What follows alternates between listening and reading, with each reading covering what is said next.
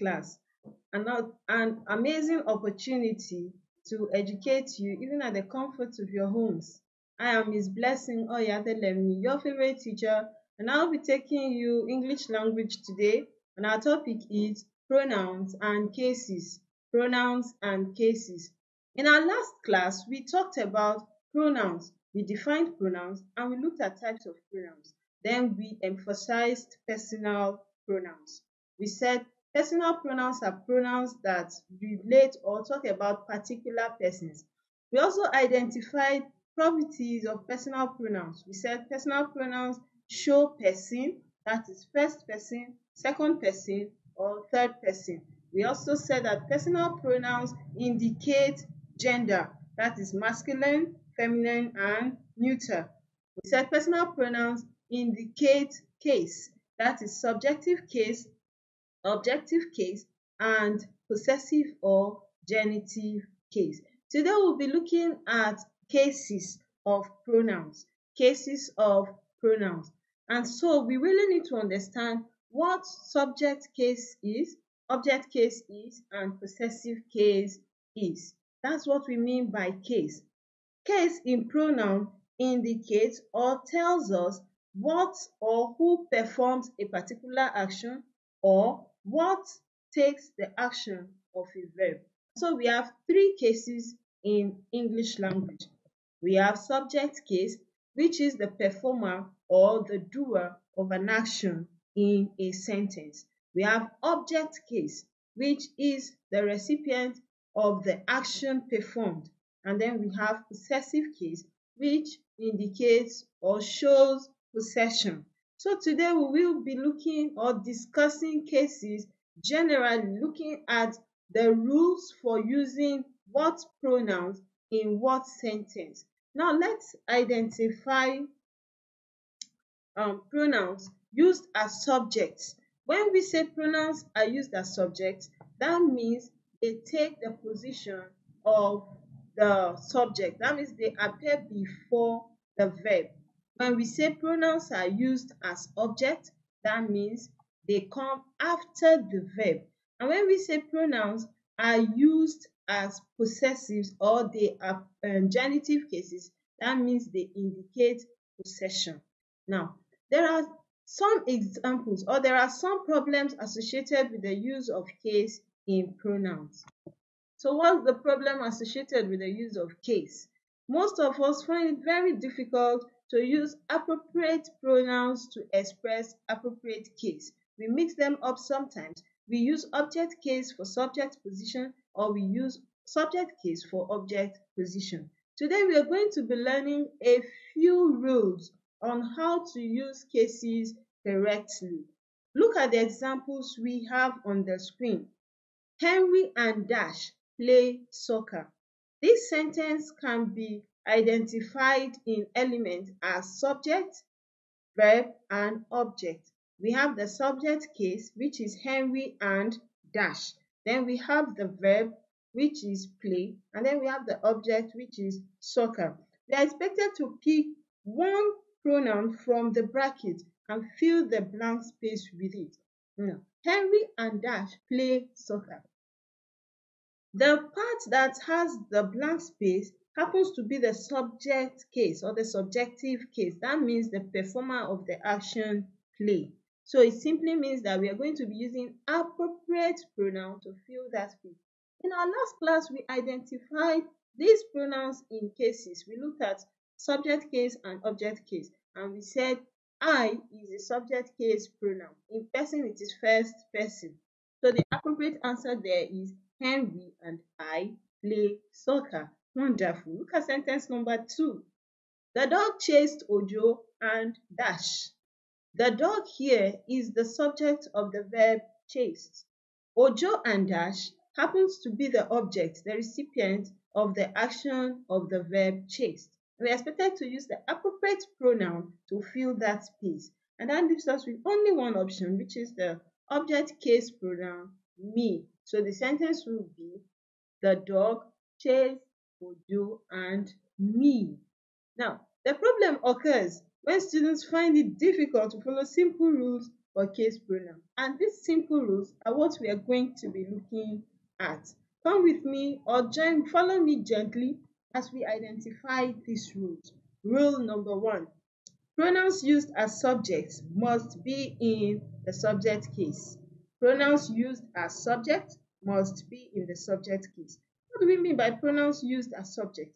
When a pronoun is expected to perform the action of the verb, that makes it a subject pronoun. That makes it a subject pronoun.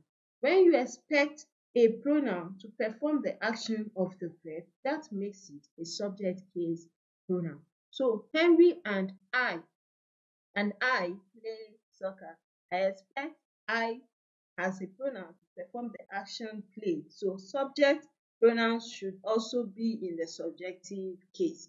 Henry and I play soccer, not Henry and me. Henry and me is wrong. Henry and I play soccer. The rule is pronouns used as subject must be in the subjective case. Sentence 2. Either Ilamosi or she made a mistake. Either Ilamosi or she made a mistake. She is a subject case pronoun and she is a performer of the action made. So subject pronouns must be in the subject case. Rule number 2. Pronouns used as objects must be in the object case. That's a bit obvious from rule number 1.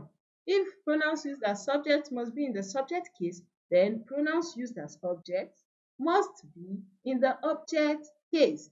The dog chased Ojo and me. Why do we have Ojo and me here? Because Ojo and me are the recipients of the action chased. The dog is the subject, chased is the verb, and Ojo and me are what? The objects. So we have the dog chased Ojo and me, and not the dog chased Ojo and I. No. Sentence 2. The food was given to Lanre and us. The food is subject, was given to Lanre and us. This sentence is actually in the passive voice. When we discuss passive and active voice sentences, we also look at how this sentence came to be in this way. The food was given to Lanre and us. They wanted either Nena or me. They as subject, wanted as the verb, and then Nena or me as object. Okay, rule number 3. Pronouns used after prepositions must be in the objective case. Yes, when prepositions appear before pronouns, the pronouns should be in the objective case. Examples of prepositions are words like to, for, between, inside, beside, and the rest. Look at sentence A. To us students, exams are a threat. To us students, exams are a threat. So there is a preposition. So what pronoun comes after a preposition? The pronoun should be in the object case. The pronoun as comes after the preposition to. And the rule states that when pronouns are used after prepositions, they should be in the object case. Now, sentence 2. The man did the job. The man did the job for them. Not the man did the job for they. No. The man did the job for them. For is a preposition. So whatever pronoun that should come after it should be in the object or objective case. Rule number 4. After such expressions as it is, it was, it appears to be, it seems to be, it was thought to be, it was believed to be, and some others. Introducing subjects. When expressions like this introduce subjects, the pronouns should be in the subjective case. Look at this example. It was they who broke the door, not it was them who broke the door. No. It was they who broke the door. It seems to be I who will win this game. Wonderful. Now, let's move to the next rule. Rule number 5. Now, rule number 5 is a relative case, and that means there are exceptions. But first, let's look at the rule. After a comparison sustained by than, a pronoun in the subjective case is used. When a pronoun appears in comparison with the word than, then the subjective case is used. What do we mean by that? If we compare two elements using the word than, the pronoun in the subjective case should be used. Example: Ngozi is shorter than dash. Ngozi is shorter than dash. Ngozi is shorter than I. That's what the rule states. Ngozi is shorter than I. My younger sister is more beautiful than I, not than me. My younger sister is more beautiful than I.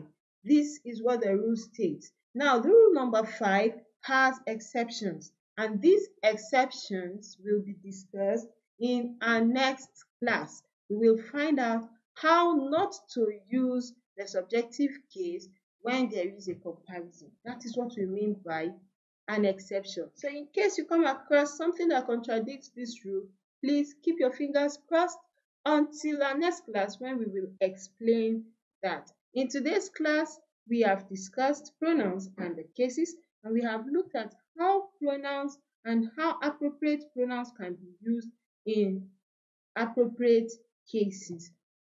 Wonderful. So we have an activity for you. I have an activity for you. I will want you to complete each of the following sentences with the correct options from the list. When you do this exercise, please endeavor to submit to the WhatsApp number displayed on the screen.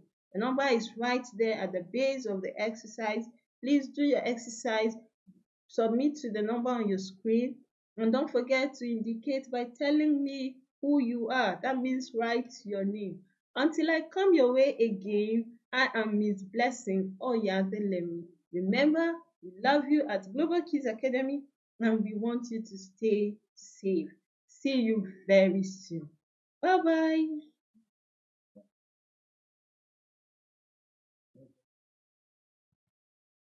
Abeg, please, you must see this one.